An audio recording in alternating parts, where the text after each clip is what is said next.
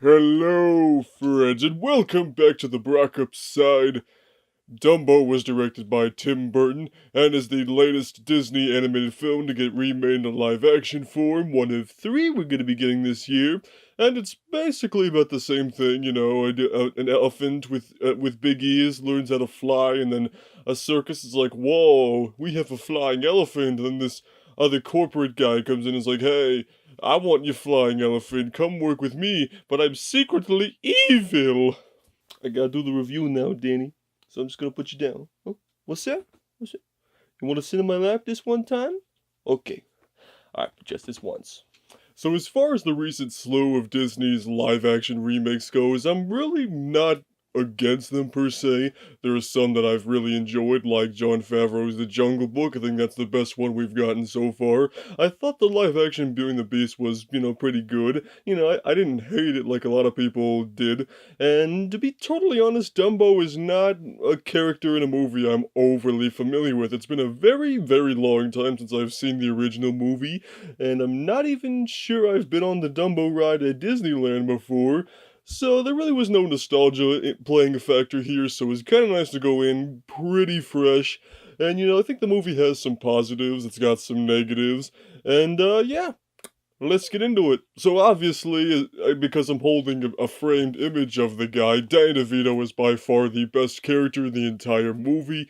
Not simply just because it's Danny DeVito as a circus ringleader, but actually, yeah, that's kind of the only reason why. I don't know, it's just kind of fun to see Danny DeVito, being his Danny DeVito self, a little toned down, but it was just cool to see him in this movie, and also getting to see him reunite with Michael Keaton and Tim Burton. The last time they all worked together was Batman Returns, so kind of like a weird little reunion of sorts, so that was kind of cool. And on top of that, the CGI is really good. Most Disney movies have pretty good CGI. Dumbo looks very photorealistic.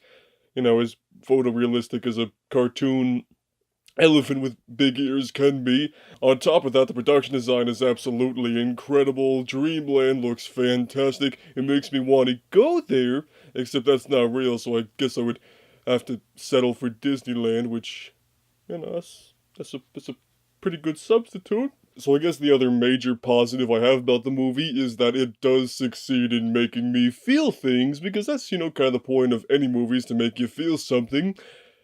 Here's the thing, though.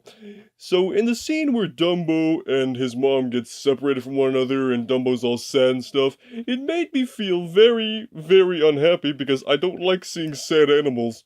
So yes, the movie did succeed in making me feel things, but there are things I don't enjoy feeling, so I don't like it!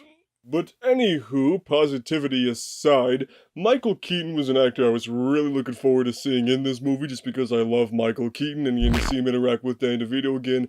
Like I said, very cool, but I just could not break down and figure out what Michael Keaton's accent in this movie was, because it sometimes just sounds like how Michael Keaton speaks, sometimes it sounds like he's trying to be like French or Brooklyn or just something weird like that, and it's just like I can't figure out what you're supposed to be. I realize you're supposed to be just Mr. Corporate Villain guy, but if you could just, talk a little more consistent like, that'd be great. And as far as the rest of the characters go, this movie does have more of a human influence than the original animated movie, because that one's only like 70 minutes long, so there's more human characters and more story to them, which I really don't know much about them compared to the animated movie, because, like I've mentioned, it's been a long time since I've seen it. But, Colin Farrell was good, the two kids were good, Eva Green was good. I don't really have anything overly positive or overly negative to say about them, aside from the fact that they were just good. Just good. And fans of the original Dumbo might be a little disappointed that Dumbo's talking mouse sidekick is not really in this movie very much. He doesn't even talk, and he's just like in there for one scene, and he's in a little circus outfit. So, that might be a bummer to you. It's not really to me, but you may feel disappointed in that. I don't think it's a bad movie. No, technically it's not bad. Story-wise, it's not bad. It's not a bad movie. It's good. But it's just that. It's good. It's fine. I wasn't completely wowed by the spectacle of it. I didn't feel nostalgic. It didn't bring me back to my childhood. It didn't create this amazing new Dumbo story for a new age. No, I mean, it was just good. It's not great. It's not awful. It's not a pile of garbage.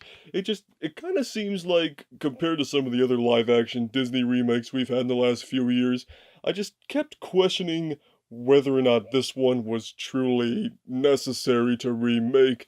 Jungle Book, I get that, it's been done in live action form a few times before the Jon Favreau version, and the other ones suck, so that one kind of made sense. So I'll just say this in regards to my feelings for this movie. So I have a lot of Disney fans in my family, really big Disney fans that go to Disneyland every year. They like to see every major Disney movie. They'll end up buying the Blu-ray and the DVD and stuff like that. So I could see myself, like in a few months when this comes out, not necessarily buying the Blu-ray day one or anything, but like I can imagine being invited to my cousin's house one night. They'll have this movie on while dinner is going, and I'll be entertained for a couple hours. But that's really it. This isn't a movie I'm going to dream about and can't wait to re-watch a million times when it comes out to Blu-ray, but it's like I could see it again and just be like, yeah, this is a fine movie. That's pretty much it. And now we've got two more coming, so let's see how those turn out. So all in all, Dumbo is good. Not great, not awful. It's just good. So, if you don't come for the elephant, come for the Danny. So, those are my thoughts on Dumbo. If you guys have seen this movie, or if you have gigantic ears and you're still trying to figure out how to fly, let me know it down below, and we'll see you on the Brockopp side.